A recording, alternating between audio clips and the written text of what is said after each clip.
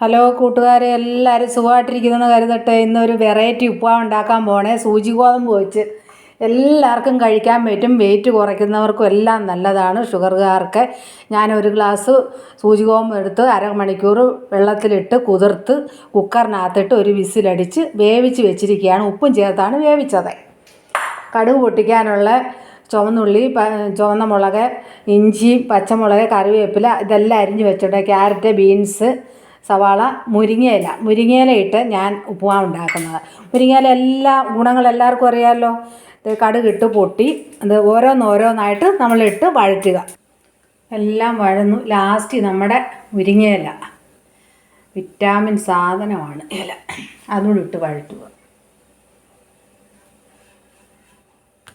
എല്ലാം നല്ലതുപോലെ വഴന്നു. ഉപ്പുമാവ് ഇടാൻ പോവുക. നല്ലോണം വെന്തിരിക്കുകയാണ്.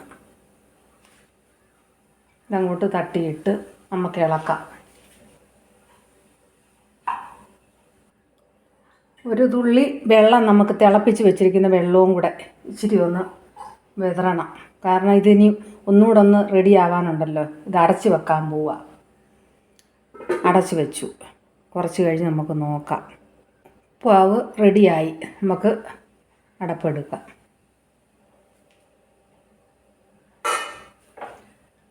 ഒരു സ്പൂൺ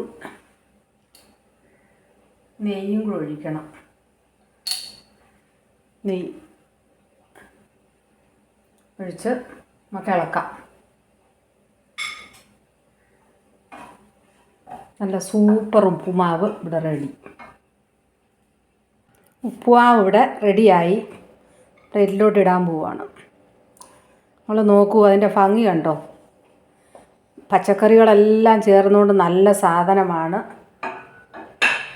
എന്നിട്ട് തേങ്ങ പീര അതിൻ്റെ പുറത്തുകൂടി ഇടുകയാണ്. തേങ്ങാപ്പീര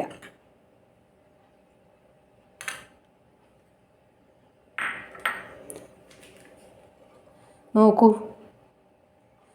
നല്ല ടേസ്റ്റിയാണ്.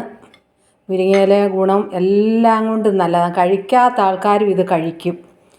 നിങ്ങളിതൊന്ന് പരീക്ഷിച്ച് നോക്കൂ.